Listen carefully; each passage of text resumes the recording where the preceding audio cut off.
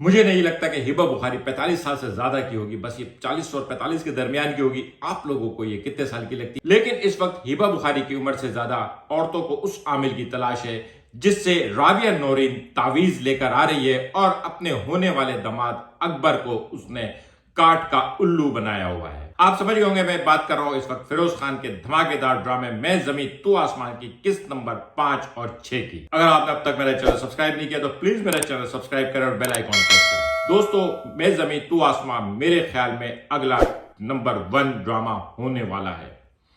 इसकी कहानी में बहुत दम है और एक्टिंग बहुत जानदार है। लास्ट एपिसोड में जो किरमानी को बुलाया है वहां लोगों के पैसे वसूल हो गए। अगर ड्रामे में सीटियां और तालियां मारने का फैशन होता तो यकीनन लोग उस सीन पे सीटियां और तालियां मारते जिस तरह से किरमानी छोटे भाई से बातें कर रहा था। और उससे पहले फिरोज खान की थाने में एंट्री, वो अगर वर्ड है ना दबंग, तो मुकम्मल तौर पे दबंग एंट्री, दबंग ड्रामा और दबंग किस। एक बात समझ में नहीं आ रही है कि राबिया नौरीन ने अपने होने वाले दामाद पे क्या जादू किया है। ठीक है, उसकी बेटी जुबैदा जो है वो खूबसूरत है, लेकिन इतनी खूबसूरत भी नहीं है कि एक लड़का इतना पागल हो जाए कि अपनी ही जायदाद के कागजात चोरी करके ले आए, अपनी मां को धक्का दे और जब मां उसके धक्के से जख्मी हो तो वो उसको पलट के भी ना देखे। गुड और इवल में ऐसे इवल लोग होते हैं और इस एपिसोड में अकबर ने जो कुछ किया और अब ये सोच सोच के मजा आ रहा है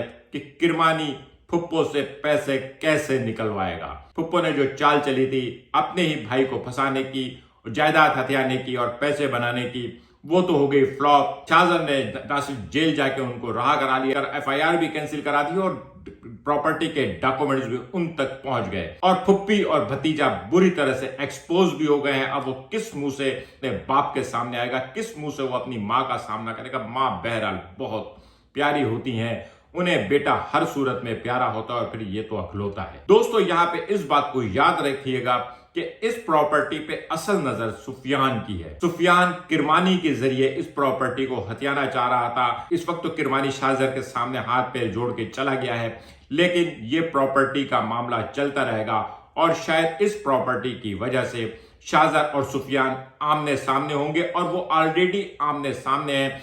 इस वक्त तो भाभी की वजह से, क्योंकि शाहजर भाभी की बहुत रेस्पेक्ट करता है और सुफियान अपनी बीवी के साथ बहुत बुरा सलूक कर रहा है और जो कुछ इस किस्म में दिखाया है वो टिकटॉकर वाला वगैरह सालगिरह वगैरह, तो ये दोनों भाई वैसे ही आपस में एक दूसरे के सामने आ चुके हैं और उसके बाद इस प्रॉपर्टी के लिए जब सामने आएंगे तो ये कहानी ऑलमोस्ट दुश्मनी पे पहुंच जाएगी।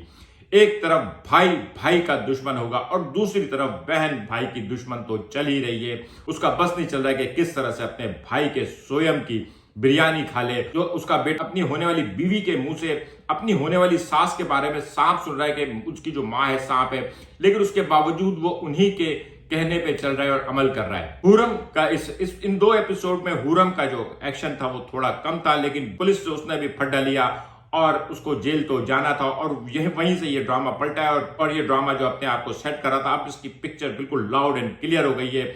शाहजर हुरम के साथ है। जो है शाहजर का बाप जो है वो चाह रहा है कि शाहजर चीफ मिनिस्टर की बेटी से शादी करे। उधर भाई और भाई की दुश्मनी क्लियर है, प्रॉपर्टी है, रिश्ते हैं, जायदाद है, मोहब्बत है। इस ड्रामे में एक वक्त में सब कुछ चल रहा है और मैं ये समझता हूं ग्रीन एंटरटेनमेंट की ये जो पेशकश है ये एक और शानदार ड्रामा। शेर खत्म होगा उस वक्त तक ये ड्रामा उस पीक पे पहुंच चुका होगा कि शेर की जगह ये नंबर 1 होगा। शेर के बाद शाहजर नंबर 1 होने वाला है। आज का व्लॉग कैसा लगा कमेंट करके बताइएगा। मिलेंगे अगले किसी व्लॉग के साथ। शुक्रिया।